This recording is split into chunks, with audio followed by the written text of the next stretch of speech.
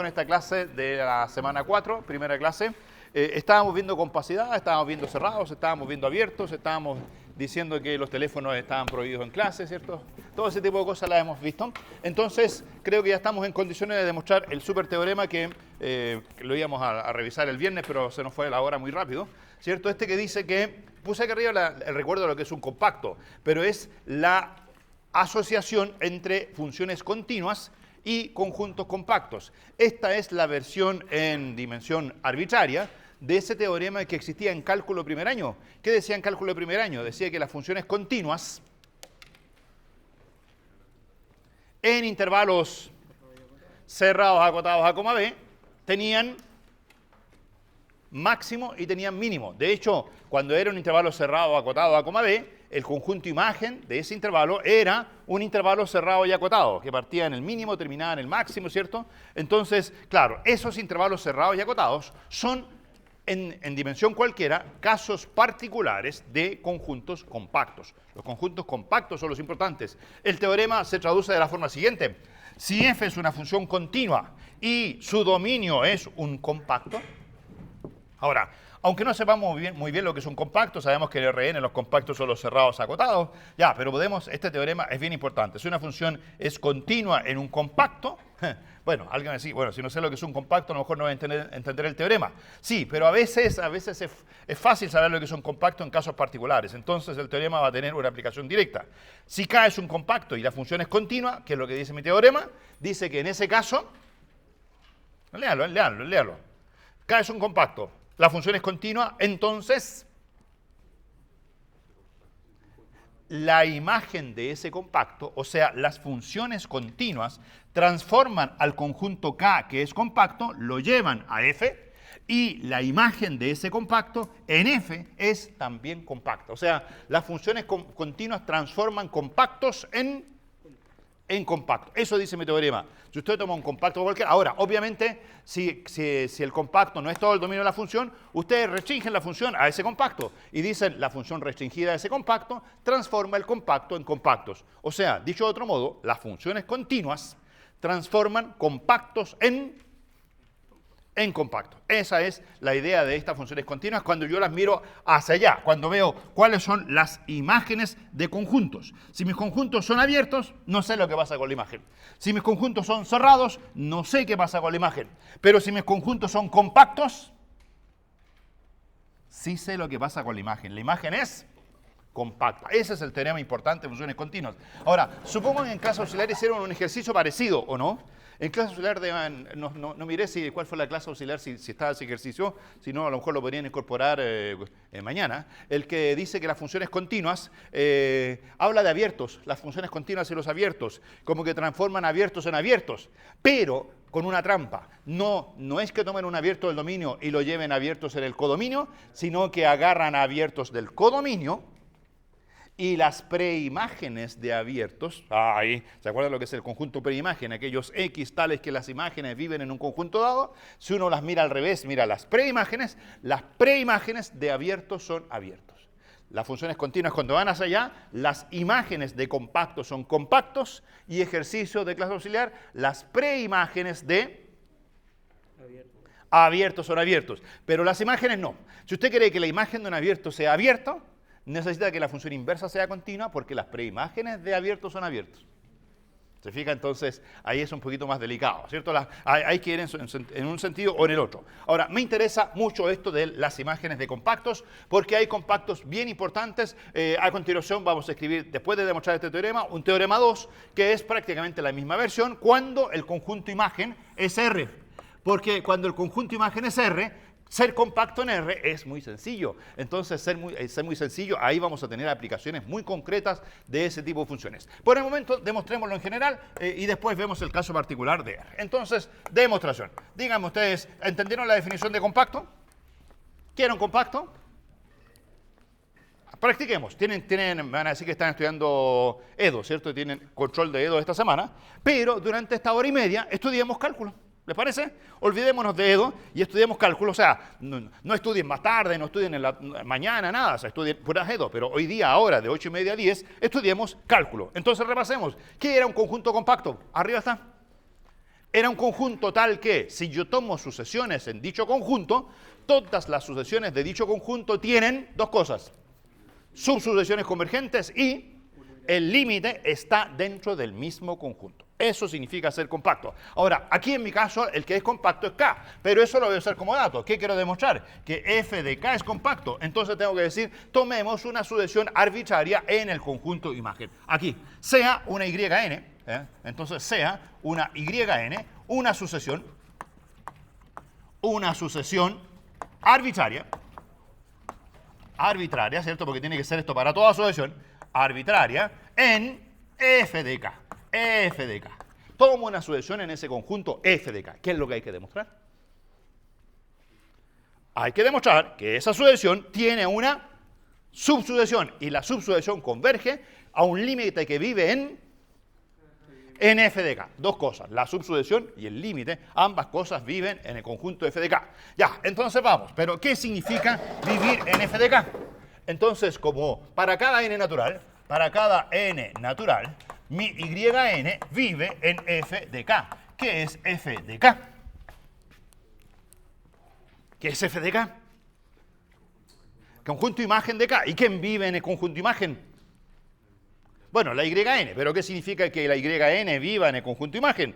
Significa que YN es imagen de alguien. Es imagen de alguien. Significa que existe, ¿cierto? Existe un XN que vive en K, no es único, pueden haber muchos XN que tengan la misma imagen, pero hay al menos uno, tal que YN es igual a F de dicho XN. Entonces, mi sucesión era YN, pero esa sucesión YN es una sucesión de imágenes, así que hay un XN en K. Por lo tanto, ¿dónde vive el XN? El XN es una sucesión que vive en K. ¿Y qué dado tenemos de K? K es compacto, así que ¿qué tiene la XN? La XN tiene una subsucesión convergente en K. Entonces, como K compacto, aquí va, como K es así que es compacto, entonces existen dos cosas, una subsucesión X phi de n y, ¿cierto?, una subsucesión, y existe también un L en K, tal que la subsucesión X phi n converge a L. Ahí está. Esa es la compacidad en el conjunto imagen. Eso es el conjunto E o F, el espacio E o el espacio F. Esa compacidad que hemos dicho, ¿dónde vive K? ¿En E o en F? En E, en el dominio de la función. ¿Cierto? La XN tiene una subsucesión, X phi de n, que converge a un L que vive en K. Pero resulta que mi función, segundo dato, no solamente que K es compacto, ¿cuál es el otro dato importante? La F, ¿cómo era? Continua en todas partes en K. Y como este L vive en K, y esta sucesión, bueno, subsucesión, vivía en K, entonces, ¿qué puedo hacer aquí? Implica, si tengo una sucesión en el dominio que converge a L, ¿qué le puedo hacer a la sucesión del dominio cuando tengo funciones continuas? Aplicarle a la F, ¿cierto? Entonces, decir, F de ¿quién? F de X de phi de n, esa cosa converge a F de N. F de N. Ahora, ¿y dónde vive el F de L? Bueno, como él estaba en K, su imagen vive en f de K. Esa vive en f de K. Ya, y creo que se terminó, si sabemos leer. ¿Qué hemos encontrado? ¿Qué era f de xn? Bueno, f de xn era yn. Y allá abajo dice f de x de phi de n, que es f de x de phi de n. Traduzcan. De esa igualdad. Si f de xn es yn, que es f de x phi de n, es y evaluado ¿dónde? Y en phi de n. O sea, lo que hemos encontrado es una subsucesión. Esta es una y, tú eres igual a y phi de n. Hemos encontrado una subsucesión que vive en el conjunto imagen. Una subsucesión que converge a algo. ¿Converge a dónde? A f de L. ¿Y el f de L dónde vive?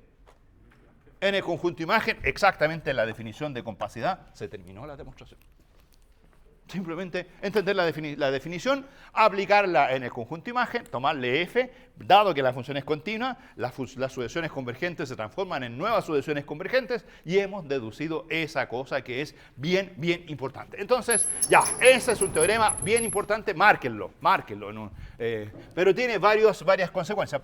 Voy a escribir como un teorema 2, pero este teorema 2 es el mismo. Bueno, no sé si el mismo. Es el caso en que la función va a valores en R. Voy a decir CAF, una función que va de K, subconjunto de E, a valores en R.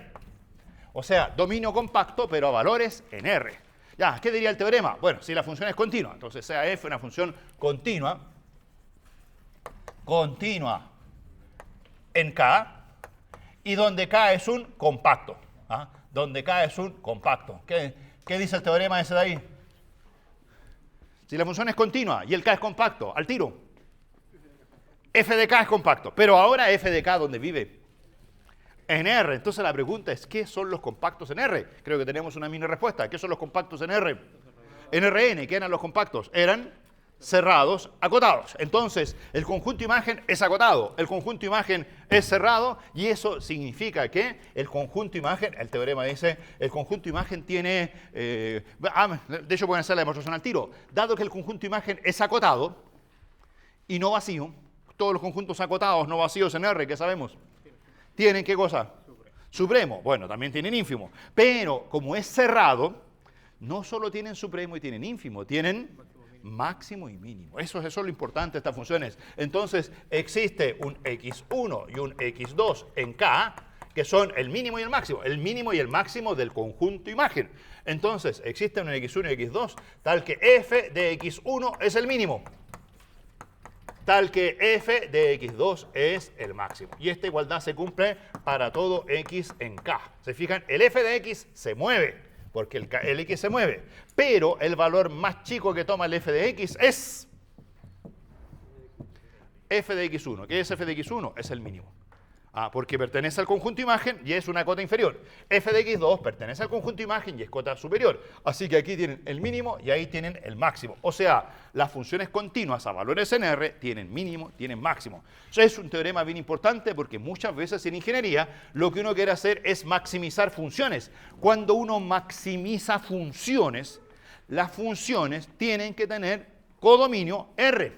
Uno no puede maximizar funciones en Rn. No hay noción de orden. Para que uno maximice cosas, tiene que tener orden. Y el cuerpo ordenado completo por excelencia es R. Entonces las funciones, cuando yo maximizo cosas, son a valores en R. Y ahí busco que la f sea lo más grande posible. Entonces, el codominio es R. Ahora, ¿qué es lo que puede ocurrir? Que el dominio sea una cosa horrible. El dominio puede ser una cosa horrible. El dominio puede ser conjunto de las funciones continuas, conjunto de las funciones acotadas, puede ser conjuntos raros. Ok, mi función tiene un dominio raro, pero a valores en R. Por ejemplo, integral. Por ejemplo, dicen la función tal que f de g es la integral entre a y b de g. Ahí tienen una. ¿Cuál es el dominio? Son funciones.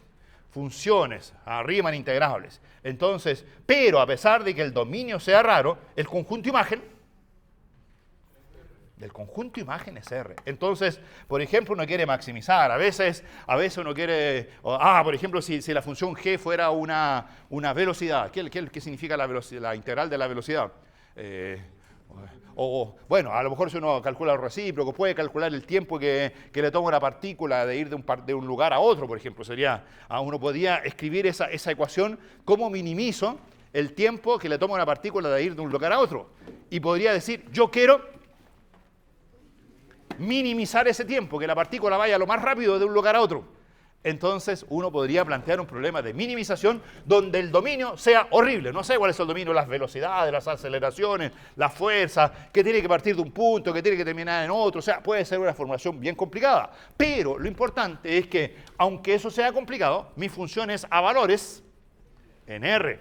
Y cuando a esa valores en R, yo la quiero minimizar, yo la quiero maximizar. Entonces la primera pregunta es si ese mínimo, si ese máximo existen. Y este teorema es un teorema de existencia. ¿Existe qué cosa? ¿Existe qué cosa? Mírelo, el x1, pero es más que el x1, es importante, existe el el mínimo y el máximo de la función. Entonces, cuando yo quiero maximizar, uno se puede preguntar, oye, ¿y existe ese tiempo mínimo? Sí, porque el dominio es compacto. Oye, ¿qué significa que el dominio sea compacto? Bueno, ahí hay que arreglárselas un poco, ¿cierto? No sé qué significará todo eso. Entonces, demostración. Entonces voy a poner aquí claramente, f de k es compacto.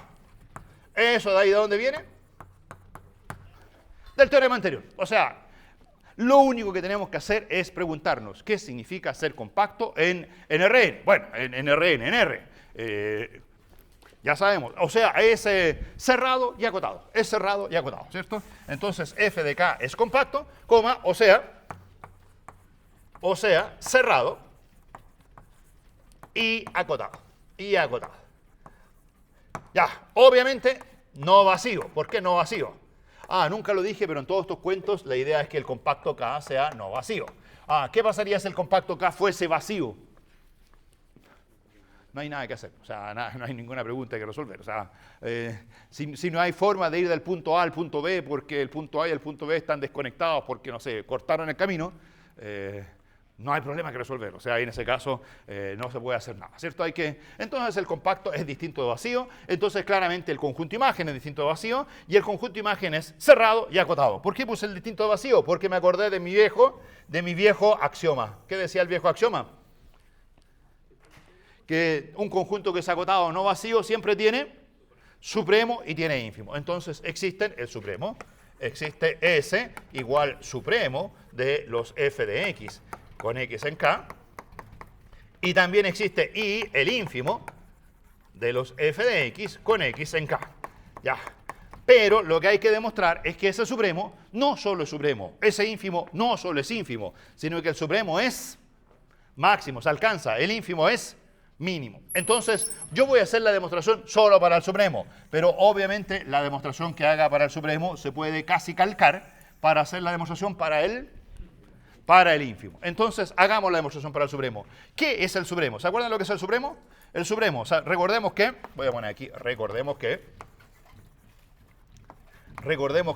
S es una cota superior. Eso era el supremo, ¿cierto? Una cota superior de f de k y... de hecho lo que voy a hacer es un poquito más general que f de k. Si quiere llamemos al conjunto f de k, llamémoslo A. Llamemos al conjunto imagen f de k. Ya sabemos que ese conjunto imagen es cerrado, es acotado, entonces ese conjunto imagen tiene supremo, y lo que hay que demostrar es que el conjunto no solo tiene supremo, sino que tiene máximo. Entonces, lo que voy a decir ahora yo creo que es válido para cualquier conjunto A. Entonces, digamos que S es una cota superior del conjunto A, ¿cierto? Eso de ahí es cierto, cualquiera que sea el conjunto, su supremo es cota superior. ¿Y qué más? No cualquier cosa supremo. Las cotas superiores hay muchas, pero no cualquier cosa supremo. Es cota superior y la menor de todas. Menor de todas. Entonces, lo que me quiero aprovechar aquí es de una cosa llamada la caracterización epsilon del supremo. O sea, uno dice, tengo mi conjunto cualquiera. Es f de k, pero en realidad para el efecto de lo que voy a decir ahora puede ser cualquier cosa. Tengo mi supremo, por ahí está el supremo. Supremo es cota superior y es la más chica de todas. Entonces, si es la más chica de todas, lo típico es que uno a ese supremo le resta epsilon. S menos epsilon. Entonces, por lo tanto, para todo epsilon positivo, ¿cierto? Si yo le resto epsilon, ¿qué pueden decir al tiro? Si esa era la cota superior más chica, ¿qué le pasa a S menos epsilon? Recuerden razonamientos clásicos, S menos epsilon, ¿qué dicen? Quiero escucharlo porque hay respuestas correctas y respuestas no tan correctas. Digan, que si S es la cota más chica, ¿qué es S menos epsilon? ¿Qué es S menos epsilon? Digan. Quiero escuchar un par de cosas por ahí adelante, pero quiero más. Yo siempre se atraviesa esa cosa de que... lo que pasa es que los dibujos son engañosos. Uno tiende a pensar que S menos epsilon es un elemento del conjunto. Eso es falso. En general, no tiene por qué serlo. Porque de hecho, miren, si ese fuese el conjunto y yo al S le resto S epsilon, le resté epsilon igual 80.000 millones de millones. Pregunta, ¿S menos epsilon es elemento del conjunto?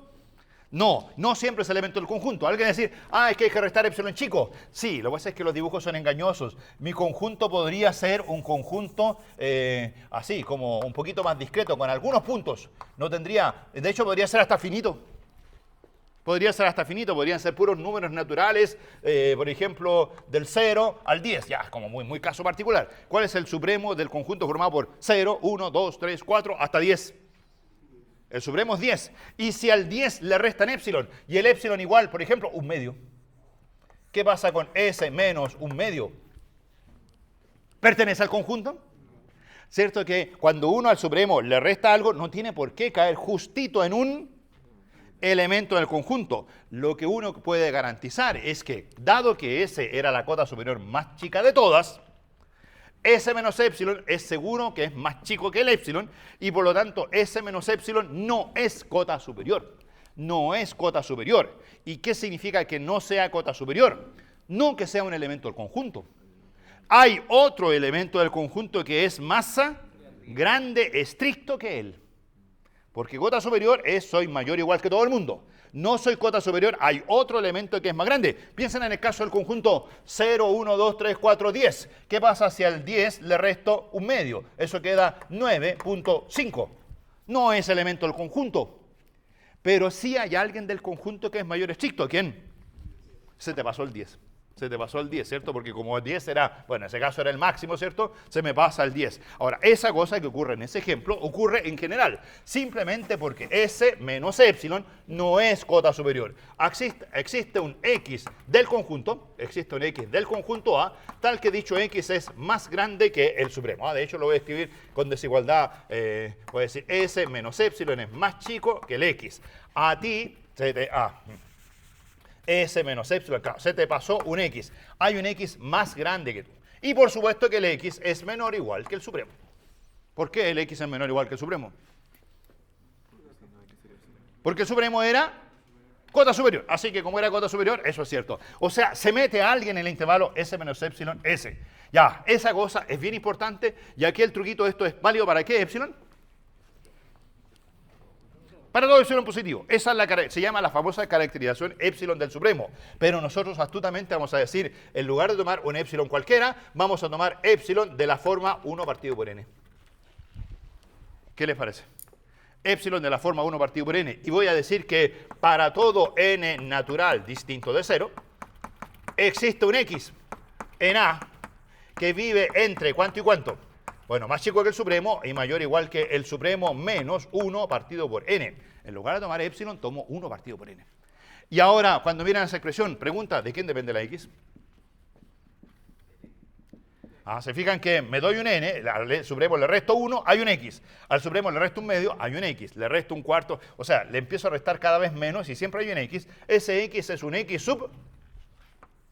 Es un x sub n. Entonces, lo que uno puede decir es que siempre hay una sucesión. Xn es una sucesión. ¿Que vive dónde? En el conjunto al cual le estoy tomando supremo. Ojo que le vamos a tomar inmediatamente supremo al conjunto imagen. Ya, entonces, la sucesión vive en el conjunto que corresponde. ¿Y qué gracia tiene la sucesión? Hay una sucesión, existe una sucesión. ¿Y qué gracia tiene la sucesión? Miren aquí. De hecho, miren, dice, me equivoqué al copiar. ¿Se fijan que me equivoqué al copiar? Pues, miren arriba, miren abajo, miren arriba, miren abajo, miren arriba. ¿Dónde me equivoqué? ¿Que el menor estricto cómo lo puse? El lápiz se me fue solo, disculpen, la tiza se me fue sola. O sea, ese era menor estricto y aquí puse menor igual. ¿Y puedo? Sí, porque el menor estricto implica el menor igual. Así que dado que el menor estricto era dato, el menor igual también. Ahora, ¿por qué le puse menor igual? Le puse menor igual porque esta desigualdad la he visto pero millones de veces, donde hay una sucesión menor igual que otra sucesión, menor igual que otra sucesión. Y la primera y la última, mírenlas, la primera y la última, atienden a lo mismo. ¿A cuánto atiende a cuánto atiende la última? Constante S. Al supremo. ¿A cuánto atiende la primera? A S, y cuando uno ve esa desigualdad con tres sucesiones donde la primera y la última convergen a lo mismo, se le viene a la cabeza al tiro sándwich de sucesiones. Conclusión, existe una sucesión XN, que vive en el conjunto que corresponde, que corresponde, ¿cierto? En este caso el conjunto f de k, tal que dicha sucesión converge al supremo. Siempre que un conjunto no vacío, acotado superiormente, tiene supremo, pero no solo tiene supremo, sino que hay una forma de acercarse al supremo. El supremo siempre es alcanzable vía una sucesión. Siempre hay una sucesión que converge al supremo. Ahora, dos cosas interesantes. Primero, que la sucesión tiene nombre. La sucesión XN se llama sucesión, siempre existe o no la sucesión XN. Sí, entonces tiene nombre, es una sucesión especial. ¿A cuánto converge? Al supremo, que era lo que yo andaba buscando. Si quiero maximizar una función, esta sucesión converge a ese máximo. Entonces, esta sucesión me aproxima a ese supremo o ese máximo. XN se llama sucesión maximizante. Maximizante. ¿Por qué? Porque es la que converge al supremo. No sé si es máximo todavía, pero al menos el supremo es límite de una sucesión. Y segundo, puedo decir que, oye, la sucesión ¿dónde vive? En A. Y cuando hay sucesiones en A que convergen a algo, ¿dónde vive el algo? ¿Se acuerdan dónde viven cuando no sé si yo vivo en el conjunto, pero hay sucesiones en el conjunto que convergen a ese real? ¿A dónde convergen en general las sucesiones que viven en un conjunto? Eso también lo vimos. Las sucesiones que viven en un conjunto siempre convergen ¿a dónde? No siempre A. Se suelen arrancar del conjunto A. Cuando los conjuntos A son abiertos, por ejemplo, los límites pueden estar en los bordes. ¿Cuál es el concepto importante hasta donde llegan los límites? Los límites llegan a la adherencia. Entonces, siempre el supremo vive en la adherencia del conjunto. Cuando usted trata de calcular supremo, esas cosas que hacían en primer año, ese supremo siempre era parte de la adherencia. Ahora, si el conjunto fuese cerrado,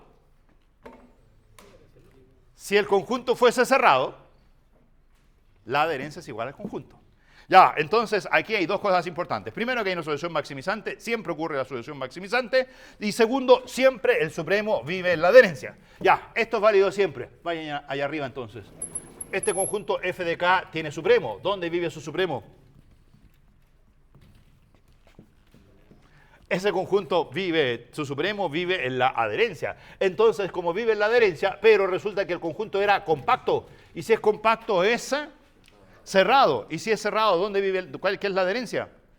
El mismo. Así que el supremo vive en f de k. Y como vive en f de k, es imagen de alguien, ahí está la existencia del x2. ¿Y qué le pasará al ínfimo? Que podrían hacer una demostración parecida. ¿Y qué podrían decir con el ínfimo al tiro? Digan una cosa rápida del ínfimo, transformando supremo por ínfimo. ¿Qué es lo que siempre existe? Una sucesión minimizante. Y de tal forma que converge al ínfimo. Y por lo tanto siempre el ínfimo vive en la adherencia también. Entonces, si el conjunto es compacto, tanto el supremo como el ínfimo viven en el conjunto porque tenían que vivir en la adherencia. Listo, se terminó ese teorema. Ahí tienen. Siempre las funciones que son continuas a valores en R tienen límites, tienen supremo e ínfimo que viven en el conjunto. Ya, algunas aplicaciones. Entonces, aparte, ejemplos. Miles de ejemplos. Ahora, lo de la sucesión maximizante a veces es interesante para calcular supremos, calcular ínfimos. Sí, a veces uno dice, ¿y qué pasa si los conjuntos no son acotados superiormente? ¿Tienen supremo o no tienen supremo? Si un conjunto no es acotado superiormente. Miren aquí, recuerdo, ¿qué es lo que era el supremo? El supremo es una cota superior. ¿Y si el conjunto no fuese acotado superiormente? No hay cotas superiores. Y si no hay cotas superiores, ¿hay supremo? No. Pero lo que sí hay siempre es la sucesión maximizante. Y lo que ocurre en ese caso es que la sucesión maximizante tiende a más infinito. Y uno suele decir que el supremo de esos conjuntos es más infinito. Entonces, uno puede decir incluso que cuando mi conjunto es acotado superiormente y no vacío, la sucesión maximizante converge al supremo, y cuando es no acotado, la sucesión maximizante tiende a infinito, y en realidad la sucesión maximizante siempre existe, salvo un caso, que sea vacío. O sea, ahí se muere todo, ¿cierto? En ese caso no hay sucesión maximizante. Pero para un conjunto no vacío siempre hay sucesión maximizante, y la sucesión maximizante tiene dos posibilidades. O bien converge a un número real, en cuyo caso es el supremo, o bien converge a más infinito, en cuyo caso el conjunto es no vacío, es no acotado superiormente. Ya, ejemplos. Ejemplos de funciones continuas y aplicaciones de todo esto. Ejemplos. Ejemplos. El primer ejemplo importante no es que sea tantísimo de importante en lo que vamos a hacer hoy día. Tal vez me va a interesar cuando vean, me preguntaban que en EDOS, tienen control de EDOS, ¿cierto? ¿Cuál es el superteorema de EDOS? ¿En EDOS hay algún teorema o no hay ningún teorema? ¿Ah? Ah, no entra. ¿Va a entrar en el control 2? Perfecto, porque para el control 2 lo vamos a tener demostrado también en cálculo. ¿Y cuál es el superteorema que no entra en EDOS? El teorema de existencia de soluciones de las ecuaciones diferenciales, ¿cierto? De las funciones, soluciones de las ecuaciones diferenciales ordinarias. Bueno, lo que voy a poner como primer ejemplo va hacia allá, pero no vamos a ir hacia allá hoy día, pero va a quedar escrito en la pizarra. Entonces, lo voy a escribir porque lo vamos a usar mucho en los ejemplos que siguen, que sí son importantes, el ejemplo 2, el ejemplo 3. Entonces, el primer ejemplo de funciones continuas son las funciones lipschitzianas. Las funciones lipschitzianas. Se me olvidó. S-C-H-I-Chitzianas. ¿Cuáles son esas? Son las funciones f, que tienen un dominio a subconjunto de E a valores en f, que cumplen la propiedad siguiente. Existe una constante L mayor estricta que 0, ya, si quieren mayor o igual. Bueno, si fuera igual sería muy fome, ¿cierto? Tal que para todo x1, x2 en A, se cumple que norma de la diferencia f de x1 menos f de x2. ¿Vieron las lipschitzianas en R, cierto? En R vieron las lipschitzianas, sí, porque son el caso particular son el caso particular sencillo de qué funciones. ¿Cuáles son las funciones importantes en R que son un poquito más que continuas? Las lipschitzianas. Bueno, las lipschitzianas son más que continuas, pero hay unas que están en el camino, entre las continuas y las lipschitzianas, que son bien importantes en R, porque solo así se puede demostrar que las continuas son integrables. Esa es la importancia en R. Eran entre las lipschitzianas y las continuas estaban las uniformemente continuas. ¿Se acuerdan de esas cosas? Ya, entonces vieron lipschitzianas. ¿Y cuál es la definición de lipschitzianas en R?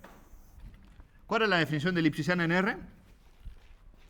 Díganme la definición de lipschitziana en R. Era f de x1 menos f de x2 menor o igual que L veces x1 menos x2. Aquí es lo mismo, pero en lugar de módulo pongo norma en el espacio final, norma en el espacio inicial. Bueno, aquí norma en el espacio final, aquí norma en f y aquí norma en e. Son funciones que cumplen eso, que la diferencia de las normas de las imágenes es menor o igual que una constante L veces la diferencia de los x. Ahora, el L igual 0 no tiene mucha gracia. ¿Por qué no tiene mucha gracia el L igual 0? Si el L fuera 0, todo esto de aquí sería 0. ¿Y qué significaría? Que f de x2 y f de x1 serían iguales, y la única función que cumple eso es la función constante, donde todos los f son iguales. Ya, pero son funciones donde de alguna forma esta expresión diferencia de f es acotada por la diferencia de las x. Ahora, esas funciones son claramente continuas. ¿Por qué son continuas? Porque si usted toma un punto x barra, x cualquiera, y toma una solución xn que converge a x barra, aquí calcula la norma de f de xn menos f de x barra, y le queda que eso es menor o igual que L veces xn menos x barra. Si toma una solución que converja a x barra, aplica la desigualdad. Entonces, ¿qué sale inmediatamente? Que si la sucesión xn convergía a x barra, esta diferencia tiende a 0. Esa norma tiende a 0. Y si eso tiende a 0, por sándwich, esta otra diferencia también tiende a 0, o sea, f de xn tiende a f de x barra. O sea, es bastante directo. También lo pueden hacer por la noción epsilon delta. Si lo hacen por epsilon delta, es fácil demostrar que si delta es menor o igual que epsilon partido por L, entonces toman x menos x barra menor o igual que delta, donde ese es epsilon partido por L, queda la fase la L multiplicando y sale que f de x menos f de x barra es menor o igual que epsilon. Ahí está, transitividad, ¿la ven? Así que, ya, las funciones lipschitzianas son funciones muy sencillas, casos particulares de las funciones. Las lipschitzianas son casos particulares de las funciones. De las funciones. Toda función lipschitziana es lo que dije, toda función lipschitziana es continua. Así que las lipschitzianas son casos particulares de las funciones continuas. En realidad son un poquito más que casos particulares, sí, son casos particulares de las funciones uniformemente continuas. Porque el delta que se calcula no depende de x, depende solo de epsilon. Ya, pero esos son temas que vamos a tocar en un par de clases más. Me interesan los ejemplos, porque todos los ejemplos que siguen son lipschitzianas. Primer ejemplo, la norma. La norma. Si usted toma cualquier norma, digamos n de x, esa función genera un espacio vectorial normado. Pero esa función se puede preguntar uno si es o no es continua en ese espacio vectorial normado. Y resulta que una norma satisface la desigualdad de Lipschitz. Por lo siguiente, miren, si usted toma dos elementos cualquiera en E, ¿se acuerdan de la desigualdad triangular? Hay que ser un poquito astuto. Hay que hacer la siguiente astucia. Es decir, n de x lo escribo como n de x menos y más y. ¿Qué les parece eso? Para aplicar la desigualdad triangular. ¿Será cierto? X es lo mismo que x menos y más y. Y ahora la triangular. ¿Qué dice la triangular? Que eso es menor o igual que n de la diferencia. ¿Cierto? N de la diferencia. Más n de y. Más n de y. N de y. ¿Se fijan? Entonces ahora paso restando el n de y y ahí queda algo parecido a lo de arriba. Miren, dice n de x menos n de y es menor o igual que la norma de la diferencia. La norma de la diferencia. ¿Lo ven? Entonces aquí está el f de x menos f de y. Diferencia de las normas. F de x menos f de y. Menor o igual que una constante veces la norma de la diferencia. Ahí está la norma de la diferencia.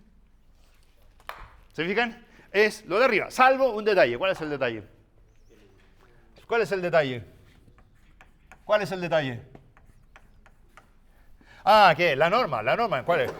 La norma era una función. ¿De dónde iba la norma? La norma era una función que iba de E en R. Entonces, el espacio de llegada es R. Así que aquí tengo que poner módulo. Y aquí le falta el módulo. Si algo sin módulo es menor o igual que una cosa con módulo también es menor o igual. Si esto sin módulo es menor que eso y le pongo módulo, ¿qué hago cuando le pongo módulo a los números? ¿Los agrando o los achico? Si son positivos los dejo igual, pero si son negativos, los agrando. Entonces, no es llegar y poner módulo. Pero, fíjense que esta desigualdad es válida para todo x e y. Entonces, ¿cuál es el truco? Si esta desigualdad es válida para todo x e y, intercambien x con y. Escriban la otra, la desigualdad complementaria. N de y menos n de x. ¿Qué podrían decir de eso? Que es menor o igual que ¿cuánto? Que la norma de, intercambiando, ¿cierto? Los roles. ¿La norma de quién? De y menos x. Pero la norma de y menos x,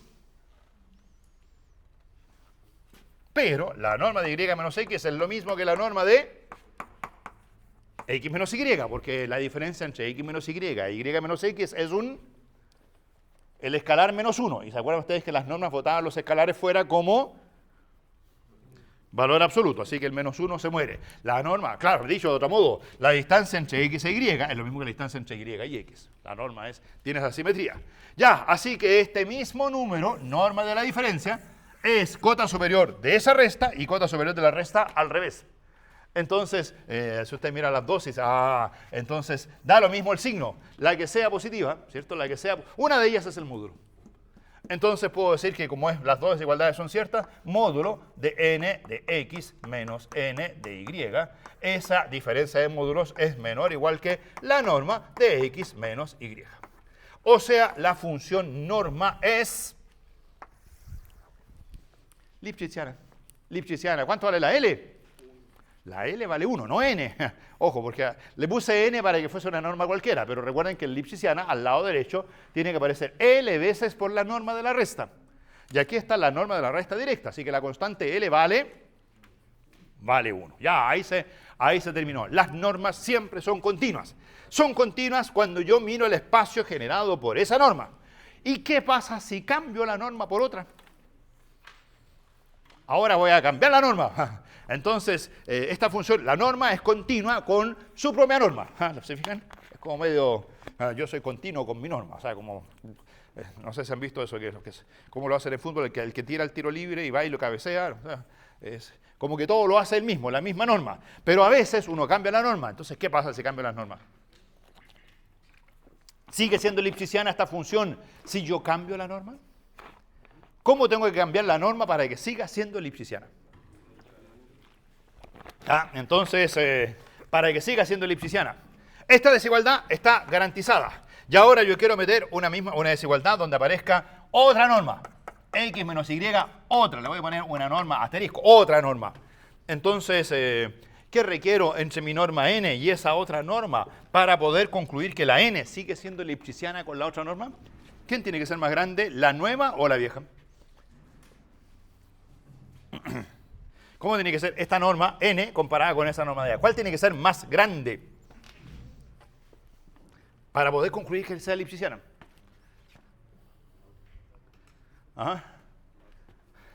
La nueva tiene que ser más grande que la anterior. Entonces voy a poner aquí, si la nueva, si existiera una constante alfa, tal que la norma n de x se acota por alfa veces la norma nueva. Si tengo una nueva norma y tengo esa desigualdad, ¿qué podrían decir? Ahí arriba voy y simplemente digo que n de x menos y es ese. Ayúdame, si tuviera ese dato, esta n de x, y es menor o mayor.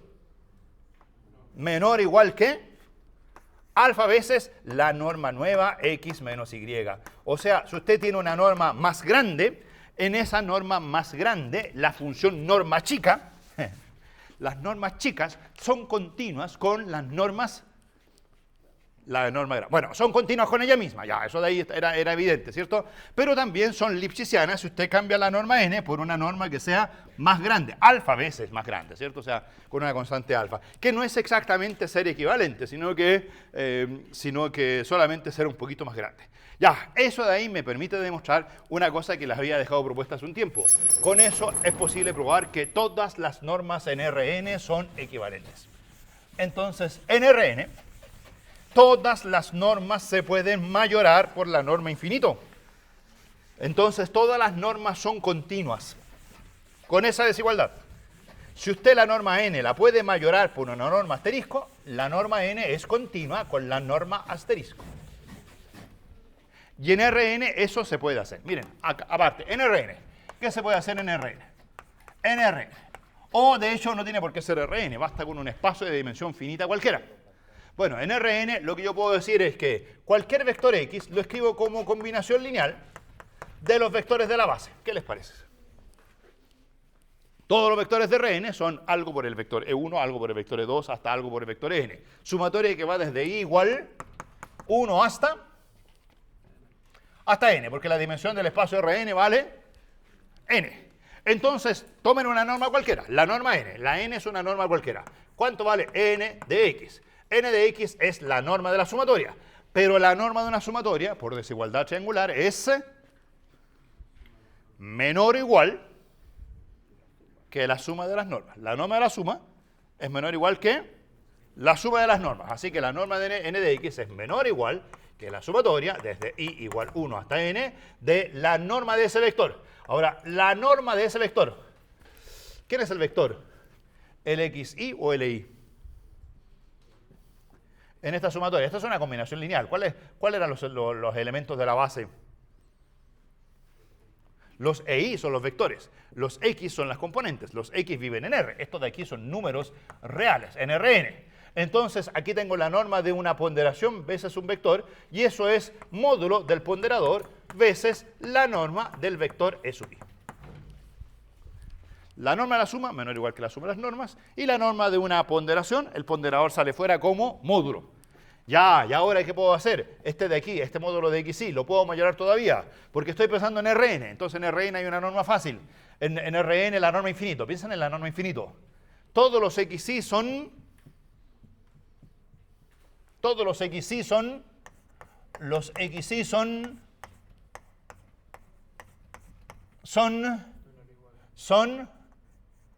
menores o iguales que la norma infinito, porque la norma infinito, ¿qué cosa era? Era de los XY el más grande. Entonces los XY en general son más chicos que el más grande, o sea, todos son más chicos que el hermano mayor, ¿cierto? Entonces puedo decir aquí que eso lo acoto por la norma infinito, norma de X, norma infinito, y aparece sumatoria de las normas de los elementos de la base. Ahora, ¿cuánto valen las normas de los elementos de la base? No tengo idea. Depende de cuál sea la norma rara n. La norma rara n será una norma que a cada elemento de la base le calcula una norma. Y eso será un número. Y aquí lo que tengo es suma de números raros. Pero lo que puedo decir es que esa suma de números raros definitivamente es un...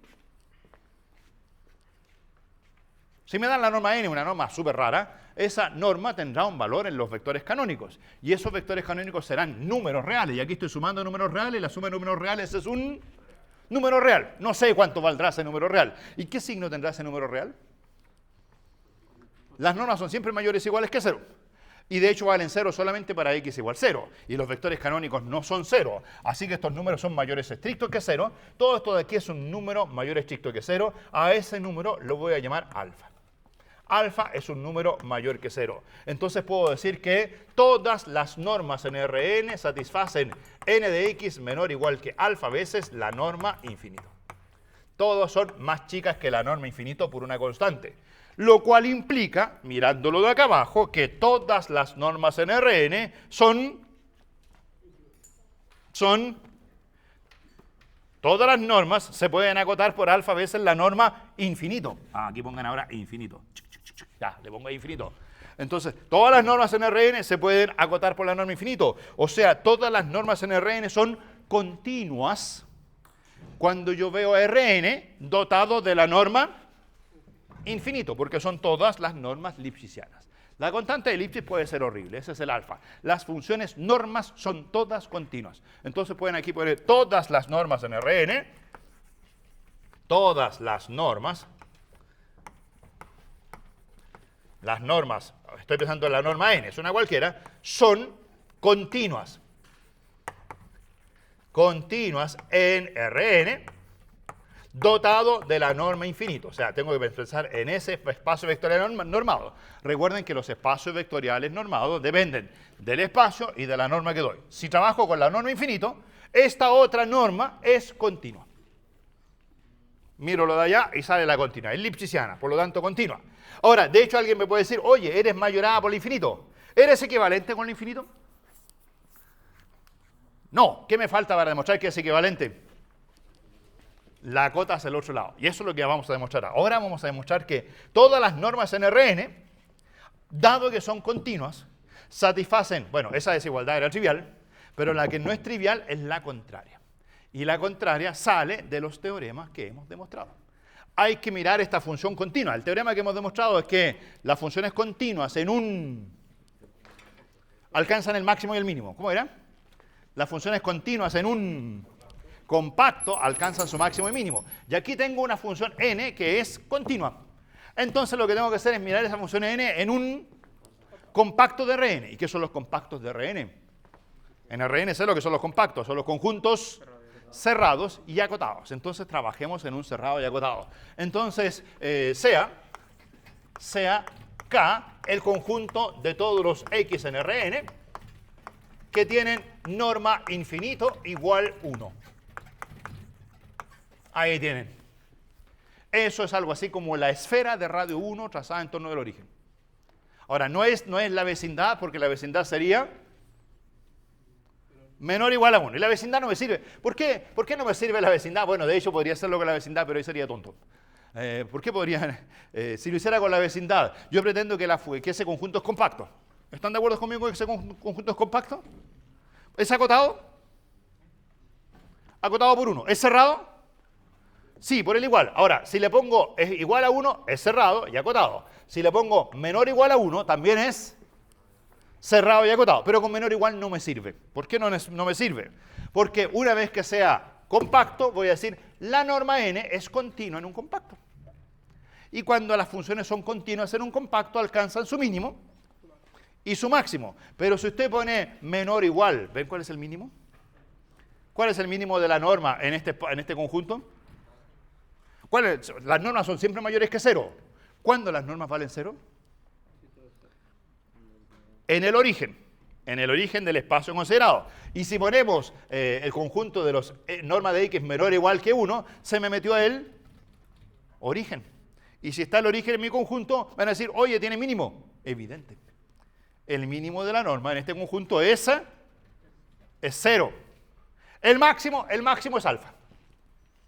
Porque de hecho se fijan que n de x, si la norma vale 1, n es menor o igual que alfa. Ya, eso de ahí se puede calcular. El máximo no hay problema, pero el mínimo es 0.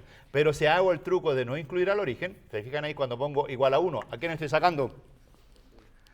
Al origen. La función va a seguir teniendo un mínimo. Pero pregunta, ¿puede el mínimo ser 0? ¿Puede el mínimo ser 0? ¿Hay algún vector que tenga norma 0 que no sea el origen? No, por definición de norma, el único punto que tiene norma 0 es el origen. Así que ese es el conjunto. Es la esfera, si quieren ahí está el origen, la esfera, de hecho, como eran las normas infinitos, así eran las vecindades infinitos, ¿cierto? Entonces es la norma infinito tal que esta distancia de aquí vale 1. Esa distancia de ahí vale 1. Pero es solo la cáscara, solo la esfera. Ahora es una esfera cuadrada, pero se imaginen ustedes eso como esfera, ¿cierto? ¿Cuándo sería una esfera redonda? No, ahí estamos en R2. ¿Cuándo hubiera sido una esfera redondita de esas que... Si es que yo hubiese puesto aquí la norma 2. Pero con la norma 2 no tengo ninguna información. Todo lo trabajo con la norma infinito. La norma infinito es la fácil. Por eso la esfera quedó un poquito cuadrada, un poquito plana. Oye, eres muy cuadrado. Sí, bueno, ¿qué quieres que le haga? Sí, soy la norma infinito. Redondéate un poco. Ya, trabajemos con la norma 2, pero es horrible. La norma infinito, ahí está, ese conjunto. Entonces, sea acá ese conjunto. Claramente, entonces ahora pongamos las cosas que sabemos. Claramente, K es, dígame. Claramente K es, ¿qué van a poner ahí al tiro? Es compacto, compacto. ¿Están ya de acuerdo que ese es un compacto? Luego, N alcanza su mínimo y máximo en K. El máximo, su mínimo y su máximo en K.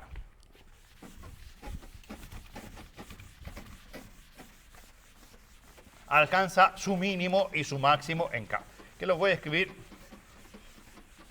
como lo escribimos en el teorema de mínimo máximo. Alcanza su mínimo y máximo.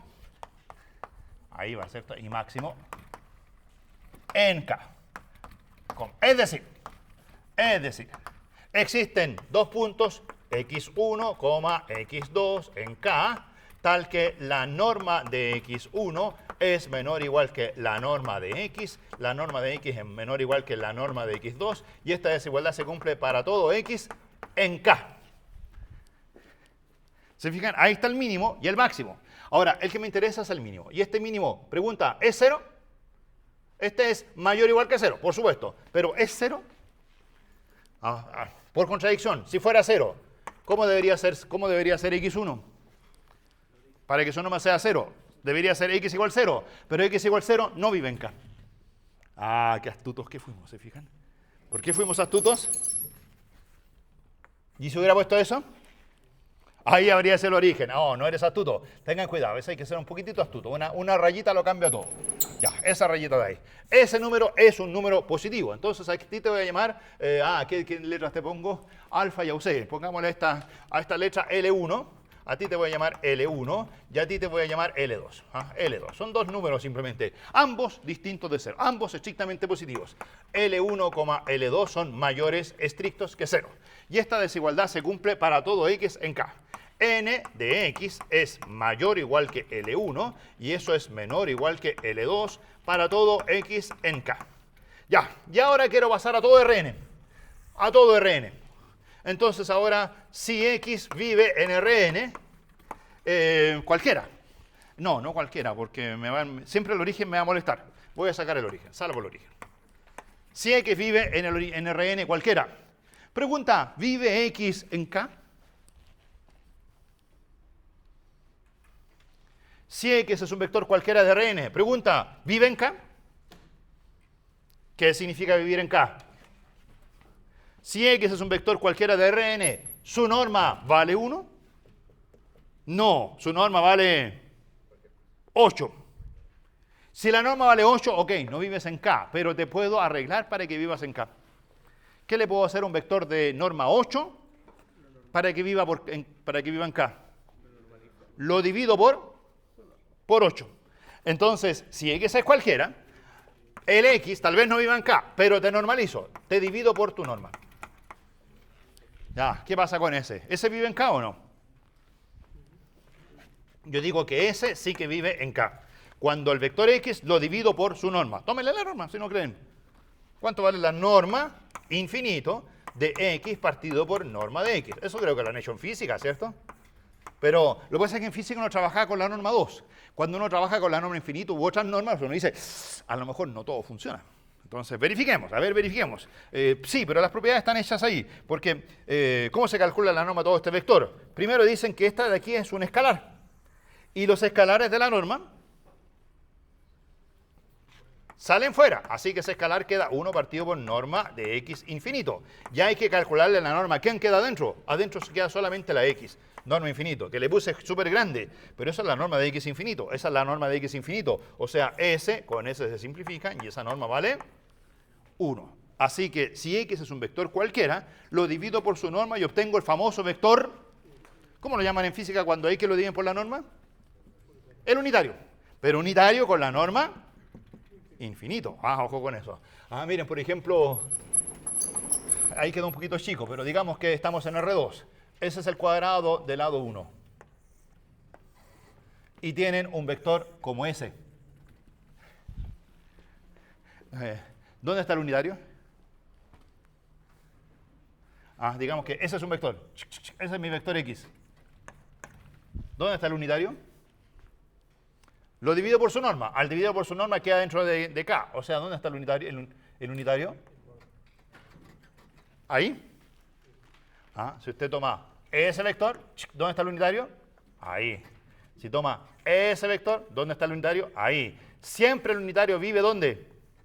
Lo demostramos ahí abajo. ¿El unitario dónde vive? En K. ¿Y quién era K? K era el conjunto donde la norma infinito vale 1. Ojo, que no es el mismo unitario el que uno está acostumbrado, ¿cierto? El que uno está acostumbrado es el que uno dice apunto en todas las direcciones y uno forma siempre la esferita de radio 1. Aquí es una esfera de radio 1, pero una esfera cuadrada, ¿cierto? Una esfera con norma infinito, ya. Esa es la única complicación. Entonces, ya eso lo entendimos. Reemplacen arriba. ¿Cuánto vale la norma de esa cosa? N de eso. ¿Cuánto vale N de eso? N de X partido por norma infinito. ¿Ya? ¿Cuánto vale eso? ¿Vale 1 también? ¿Vale 1? No, no vale 1, porque esta es otra norma. Este era unitario con la norma infinito. ¿Cuál es el proceso? La norma infinito que está abajo es un escalar, sale fuera y queda solamente n de x partido por la norma infinito de x. Así se calcula la norma de ese vector unitario. Y no vale 1. Pero es un número que, de acuerdo a lo de arriba, está incluido entre L1 y L2. L1 y L2. Y una vez que tienen esa desigualdad, creo que se terminó. Pasan la norma infinito multiplicando. ¿Entre cuánto y cuánto queda la n de x? N de x queda entre, multipliquen. Al lado derecho queda L2 por norma de x infinito. Y al lado izquierdo queda L1 por norma de x infinito. ¿Qué dice esa última desigualdad? Dice mucho más que la n sea continua. Dice que la n es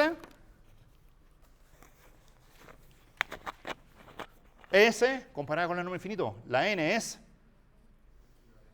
equivalente a la norma infinito. Ahí están las dos desigualdades. El L2 no es tan espectacular. ¿Se dan cuenta que el L2 no es tan espectacular? ¿Por qué no? Porque el L2 está tomando el rol que tenía más arriba que arriba teníamos un L2, no era el mismo, arriba a lo mejor el alfa era muy grande, pero no importa, me importaba que existiera. Aquí el L2 es como óptimo, porque es el valor más grande que toma el cociente dentro de la esfera, así que es como el L preciso. Pero el importante no es el L2, el importante ¿cuál es de los dos? El L1, que da la desigualdad contraria. Y ahí tuvimos que ser astutos y no considerar al origen. ¿Se fijan? Ya, entonces, claro, bueno, con todas esas astucias hemos demostrado que con esto resulta que todas las normas en Rn, ahí está probado, todas las normas en Rn, normas en Rn son equivalentes. Hoy no será lo mismo válido en cualquier espacio. No pueden hacer esa misma demostración en un espacio cualquiera. ¿Dónde hemos usado que estamos trabajando en Rn? ¿Dónde usamos que lo usamos 2 veces? Aquí lo usamos. Aquí lo usamos. ¿Se fijan? Cuando demostramos que cualquier norma se podía acotar superiormente por la norma infinito. O sea, la existencia de ese alfa requirió que el espacio fuera de dimensión finita. Porque ahí tenía una suma finita. Si fuese infinito, aquí esta cosa puede explotar. Ahora, curiosamente, esa desigualdad a veces se puede demostrar también sin hacer todo esto. O sea, a veces uno puede calcular integrales, integrar por partes, no sé, y puede demostrar esta desigualdad. Así que nosotros lo hicimos en dimensión finita, pero a lo mejor esto se podría demostrar en otros casos particulares de dimensión infinita. Ahora, si uno tuviera esa, ¿cómo seguiría la demostración? Diría que, ya, las normas son continuas en el espacio, con la norma infinito. Y después dirían, considero el espacio K, conjunto de los vectores que tienen norma igual a 1.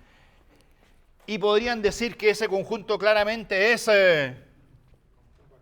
compacto en cualquier espacio. En Rn era compacto. ¿Por qué en Rn era compacto? Recuerden. Porque era cerrado y acotado. Pero si uno trabaja en dimensión cualquiera, ¿los cerrados y acotados son compactos? No siempre. De hecho, les he contado que solo ocurre eso en dimensión finita. Si usted trabaja en dimensión infinita, ya ese K no es compacto. Y por esa razón, la función n ya no necesariamente alcanza su máximo y su mínimo. Y es por eso que eventualmente la función n en ese espacio de dimensión 1 puede tener ínfimo igual 0. Porque ya nadie la obliga a alcanzar el valor mínimo. Ahora, si hay un ínfimo, porque es un conjunto con una función acotada, las funciones acotadas tienen ínfimo, es un conjunto de números positivos acotados inferiormente por 0, pero el ínfimo puede ser 0, y si el ínfimo fuese 0, ¿quién no existe de L1 y L2? El L1, o sea, sí existiría, si quieren, me dicen 0, o sea, pero 0, si usted pone aquí 0, es una trivialidad, ¿o no? Porque me está diciendo que todas las normas son mayores o iguales que 0. Eso no es equivalencia. Entonces, si usted tiene la cota superior, que la tenía ahí arriba alfa, que a lo mejor la puede demostrar de otra forma, no siempre tiene la cota inferior, y por esa razón es que las normas en dimensión infinita no son siempre equivalentes. Pero en dimensión finita son todas equivalentes. ¿Les parece? Ya, ese es un primer ejemplo importante a tener en memoria. La norma. Alguien va a decir, hoy la norma era la función que conocí de la primera clase, esto ya lo sabía. ¿O no lo sabían?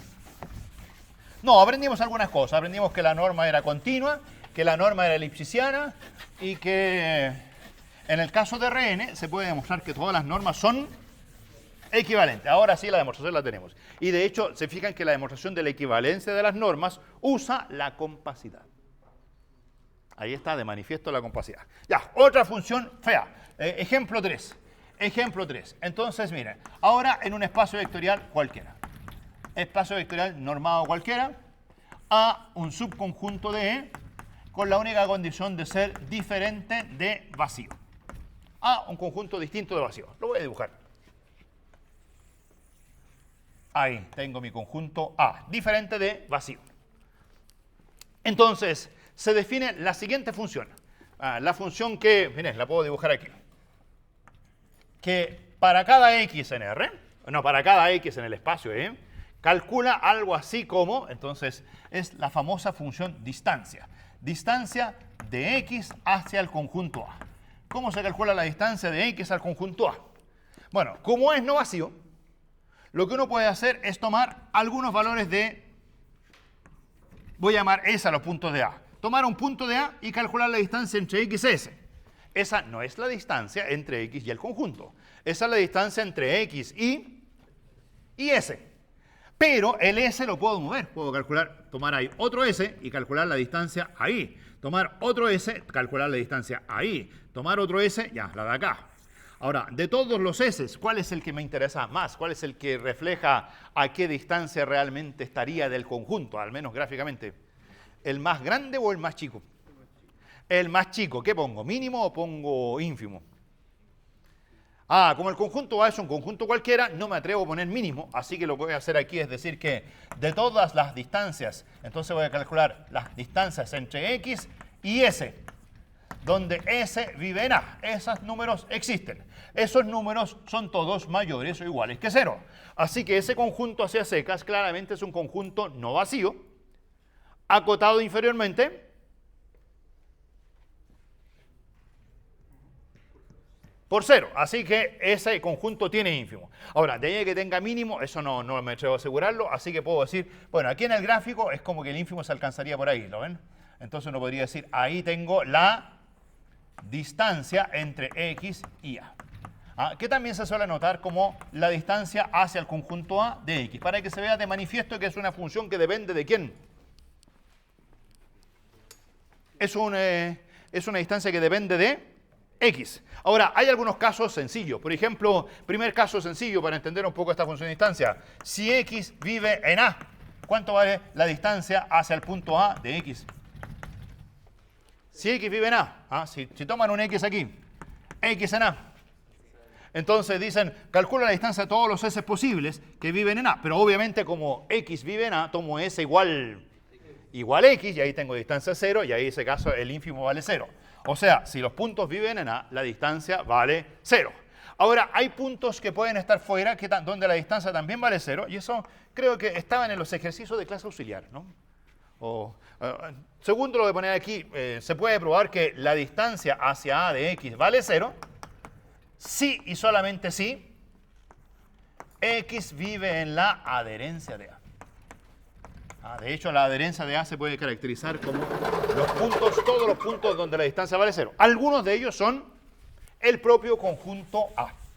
El propio conjunto A. Para X en A la distancia vale 0.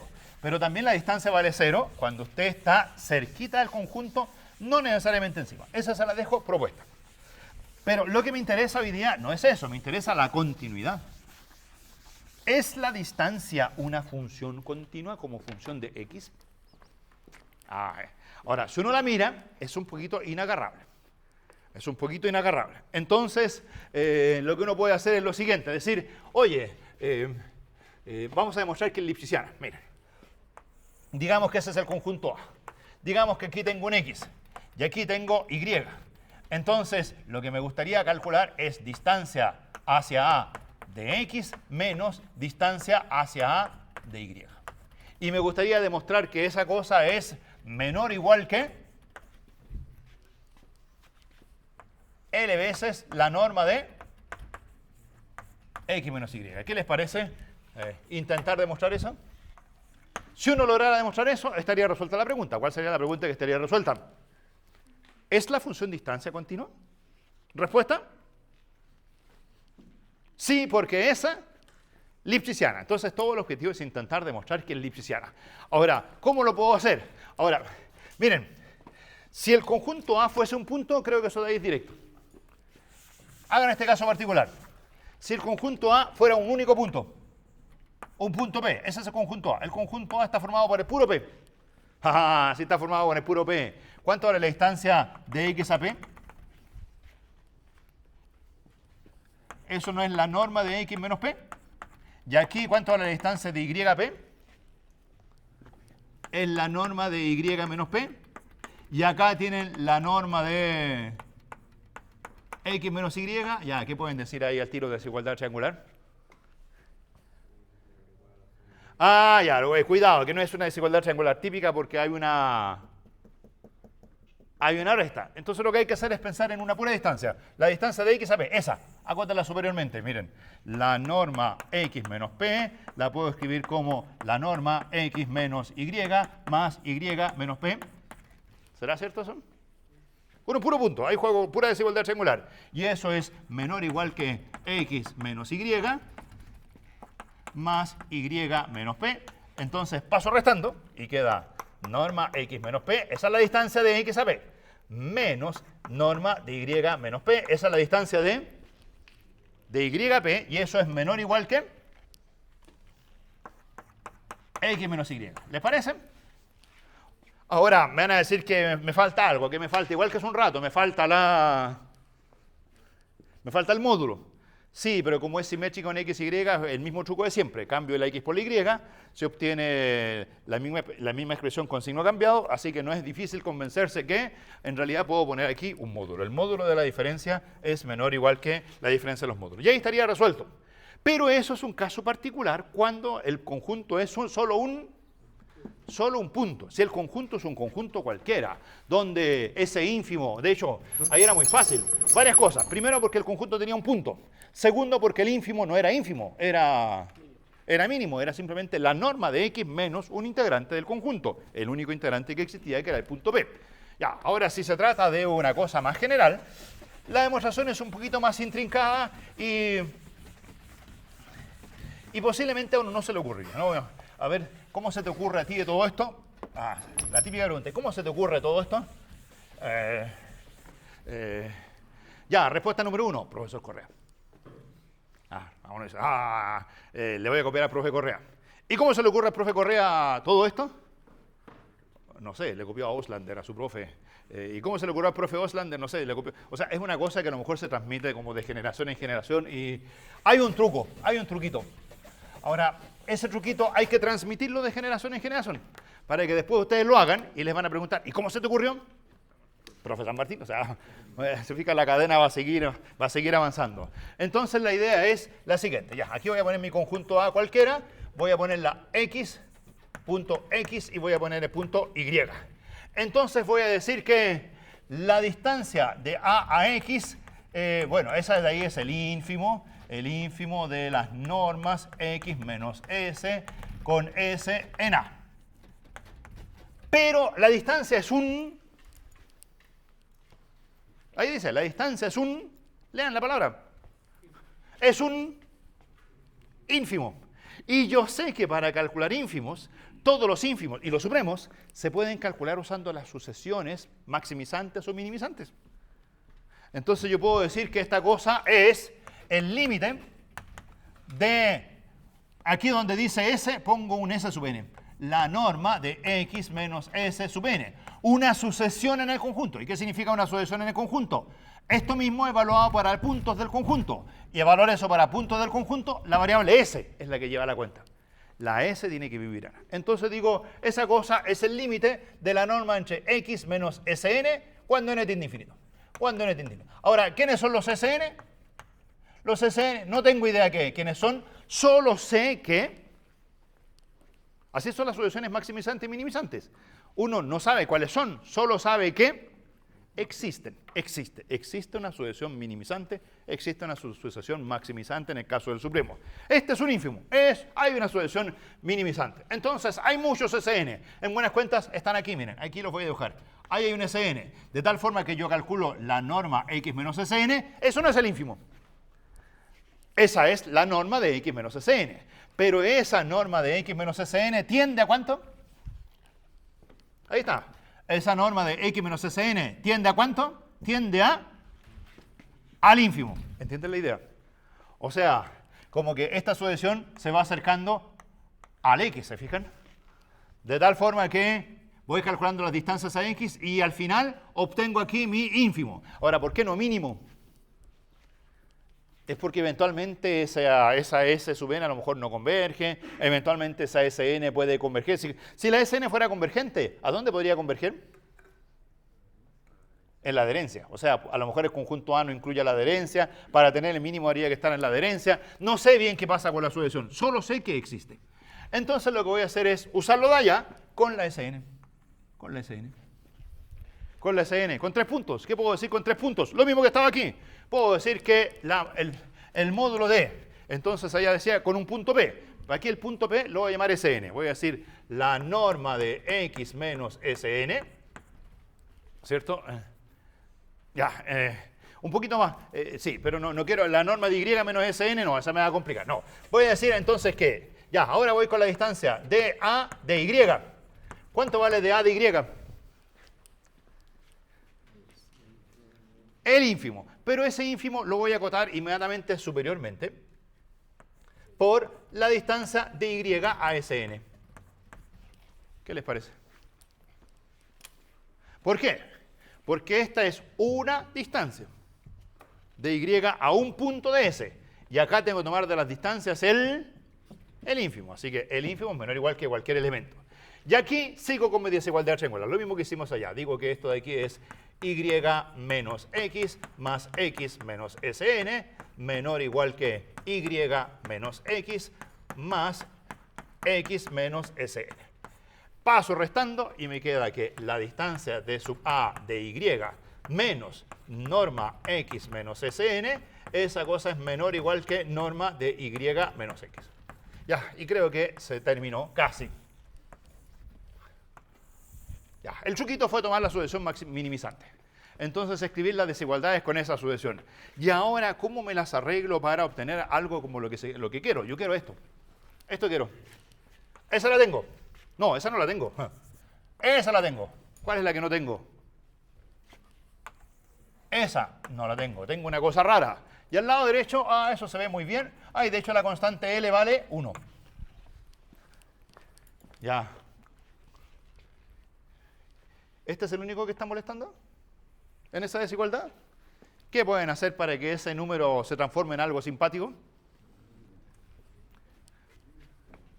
Tomemos el límite cuando n tiende a infinito. Lo del lado derecho es una constante. Eso es una constante. La sucesión está ahí. Entonces, si tomas el límite, esta expresión pasa al límite en forma directa. Si n tiende a infinito, o sea, la desigualdad ya se obtiene antes de tomar el límite. Ahí quedan distancias. De A de Y menos, ¿qué queda ahí? La distancia al conjunto A desde el punto X menor o igual que la norma de Y menos X. Ya, alguien me va a decir que me falta algo todavía, pero creo que el resto ya podemos concluir lo mismo, ¿cierto? ¿Cuál es el truco a continuación? Decir que esto se puede hacer al revés, y al hacerlo al revés va a quedar la misma expresión con signo cambiado, y por lo tanto puedo perfectamente decir que ese módulo es menor o igual que eso de allá, y ahí sale entonces que esta función distancia, bien rara, bien poco intuitiva, es una función que, bueno, la definición tal vez la puedo intuir un poco, ¿cierto?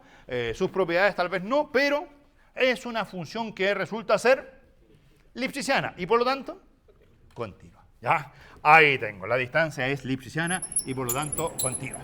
Ya, entonces puedo seguir avanzando. Ahora, miren, de hecho, miren, levanté la pizarra y la primera letra que me llamó la atención fue... Entonces, inmediatamente pregunta, la distancia es un ínfimo. ¿Cuándo puedo garantizar que ese ínfimo es un mínimo? ¿Cuándo puedo garantizar que ese ínfimo es un mínimo? Es el ínfimo de esa función norma. ¿Esa función norma es continua? Esa función norma es continua. ¿Y cuándo las funciones continuas alcanzan su mínimo? Cuando el dominio es un compacto. Entonces aquí puedo decir observación. Entonces, si A compacto, si A igual K, le voy a poner compacto. Entonces, la distancia hacia el compacto desde X, que es ese ínfimo, es un mínimo. Ese es un mínimo. ¿Y qué significa ser mínimo? Significa que existe alguien del compacto tal que esa expresión alcanza su valor más chico. O sea, es X menos P, donde P vive en K. Ahora, lo llamé P porque ese P me lo puedo imaginar. De hecho, en un caso sencillito lo puedo hasta visualizar. Miren, esa es X. ¿Quién es P?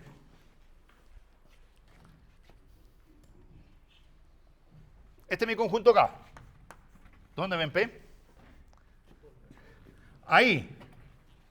No, esa está muy lejos. Hay que tratar de buscar la distancia más chica X. ¿Dónde está la distancia más chica X? Ahí está ese P. Entonces, cuando uno lo ve así, uno dice, oh, se me ocurre, SP es gráficamente, ¿cómo lo hacen? Desde el punto X bajan la... si fuera ese dibujo geométrico, así como en cónicas, cónica a lo mejor es el tema más raro de los primeros años, ¿cierto? Pero ¿qué hacían ahí? Bajan algo así como la perpendicular, algo así como la proyección del punto P sobre el conjunto. Entonces, claro, si el conjunto K es compacto, existe este P, y este P se llama proyección. P se llama proyección de X sobre A o sobre K, no sé qué es lo que llama, sobre K. Le voy a decir que K era un compacto, ¿cierto? Se puede demostrar que existe la proyección cuando K es un compacto. Ahora, ¿es un problema de existencia? ¿Existe la proyección? Sí. Hay un P que hace que este mínimo ocurra. Después la segunda pregunta en matemáticas es, cuando las cosas existen, segunda pregunta, ¿es único? Bueno, ahí en ese dibujito uno se engaña y dice que sí, pero no sé, pienso que tienen ejemplos sencillos.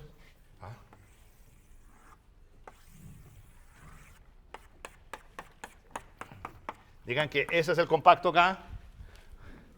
Veo un punto que no tiene proyección única, con norma 2, así. La norma 2 me la imagino muy fácil. ¿Qué punto no tiene proyección única? Ese. ¿Cuál es su proyección? Alguien diría, ahí está, o no, ahí está, o no, ahí está, ahí está, ahí está, ahí está. En todos los sentidos tienes proyección. Esos son todos los que están a distancia algo del origen. Bueno, etcétera. O sea, y si trabajan con norma infinito, con norma infinito,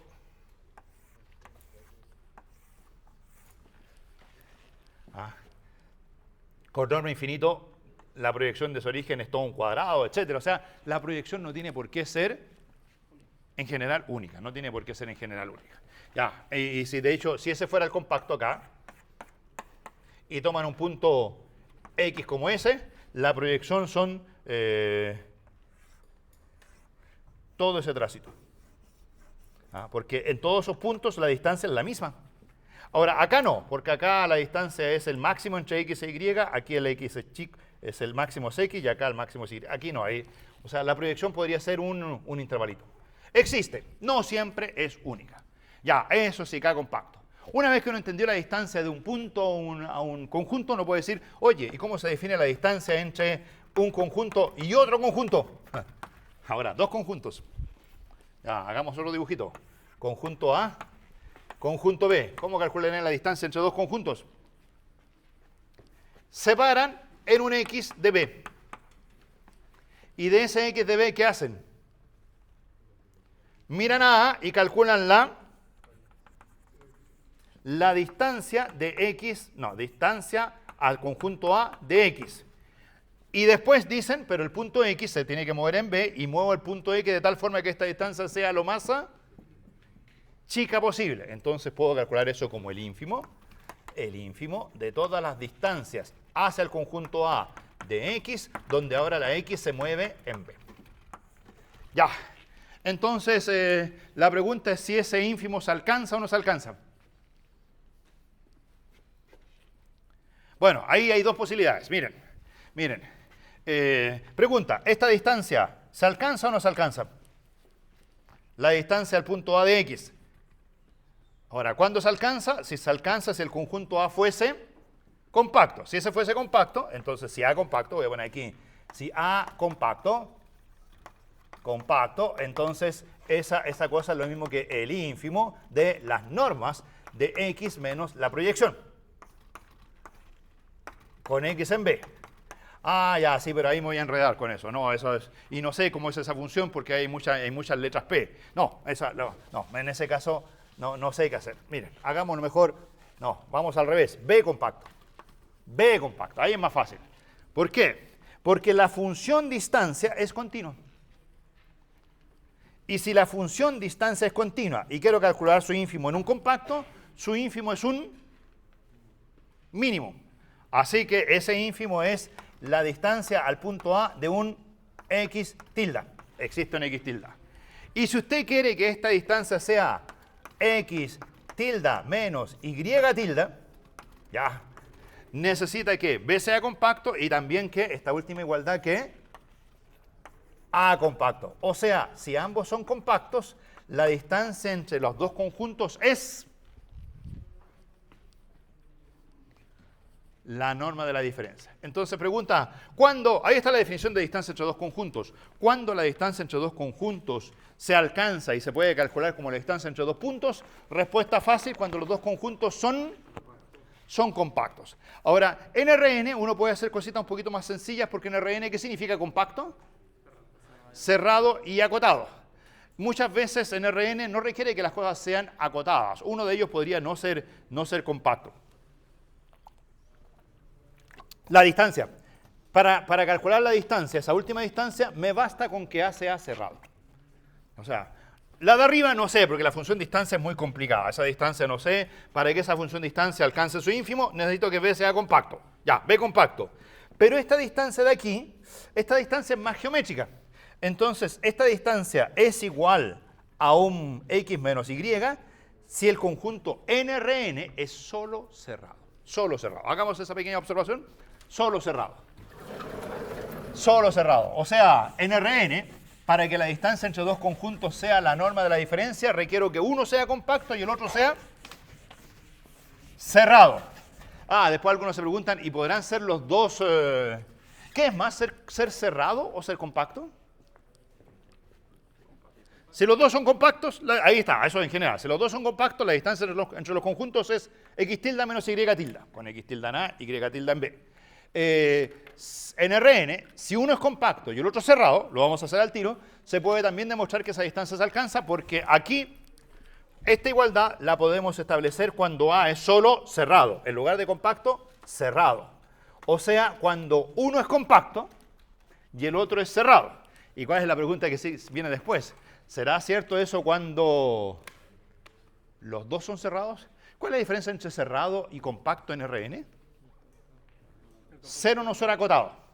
Entonces, dos cerrados no acotados. ¿Será cierto que la distancia entre ellos es la norma de la diferencia de dos puntos bien definidos en un conjunto y en otro? Ya, esas son las preguntas un poquito más raras que vamos a terminar de responder a continuación. Entonces, miren, si uno es compacto y el otro es compacto, la distancia mínima entre los dos conjuntos es X tilde menos Y tilde. Ahí están. ¿Se fijan? Si los dos son compactos, en Rn, cerrados y acotados. Si uno es cerrado y el otro es acotado, esa cosa no la hemos demostrado. La distancia entre A y X cuando A es cerrado es el ínfimo de los X menos S con S en A. Esa cosa es siempre cierta. Entonces pensemos que A cerrado. A cerrado, pero no acotado. No acotado. NRN. ¿Para qué NRN? Para que NRN los compactos sean cerrados y acotados. O sea, ahí está mi X y mi conjunto A es gigante, no acotado. Ahí se fue, hacia el infinito. Pues bien, lo que puedo garantizar es que esa distancia existe.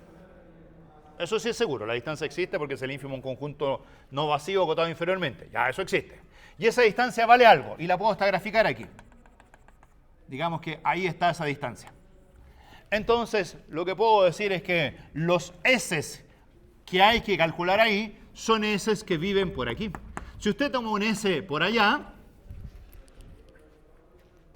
va a andar súper lejos del ínfimo. ¿Cierto? O sea, en principio tengo que tomar a qué S. ¿Qué dice ahí? ¿A qué S hay que tomar? A todos. Pero claramente de todos hay unos que no tienen ninguna importancia. Todos esos que viven por allá. Entonces lo que uno suele hacer es cortar el conjunto en ahí. A la distancia d más 1, por ejemplo. Y considerar solamente esos S que viven en esa zona. Entonces uno puede decir, este ínfimo es lo mismo que el ínfimo de X menos S cuando S vive en A y la norma S menos X es menor o igual que la distancia más 1. Ya, o sea, en buenas cuentas estoy calculando la distancia de X al conjunto A inter la bola centrada en X de radio D más 1. D más 1 le voy a llamar a la distancia. ¿Será cierto eso de que un ínfimo es igual al otro ínfimo? Eso parece raro, ¿no? Bueno, lo que pueden decir es que arriba, o sea, claramente este ínfimo es más chico que el de arriba. Porque el conjunto aquí es más chico que el de arriba. ¿Cierto? Pero acá arriba pueden decir, en este conjunto que es más grande, hay S que viven por aquí, S1, y S que viven por allá. Estos tienen norma siempre más chica que esa, así que los S2 no sirven para nada. Así que rápidamente nos dice que los dos ínfimos son iguales. Y cuando lo veo aquí, digo, este era cerrado, y este de aquí también es cerrado. Y la intersección de cerrados con cerrados es cerrado. Pero resulta que al tomar A y cortarlo por esa bola, el resultado no solo es cerrado, es acotado, o sea, es compacto. Y al ser compacto, esa distancia es la norma de X menos un cierto S tilde. Por lo tanto, la distancia entre un conjunto y entre un punto y un conjunto en Rn es X menos un punto especial, existe la proyección, en la medida que el conjunto sea cerrado. Ya, así que cuando ven dos conjuntos, compacto con compacto, distancia. Compacto con no acotado, tienen distancia igual X tilde menos Y tilde. Ahora, cuando son cerrado con cerrado, no acotados, cerrado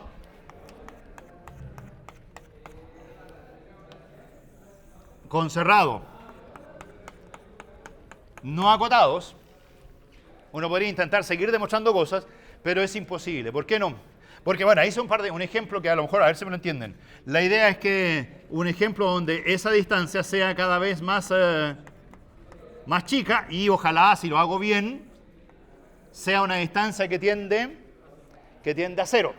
Entonces, ¿cuánto vale la distancia entre los dos conjuntos? 0.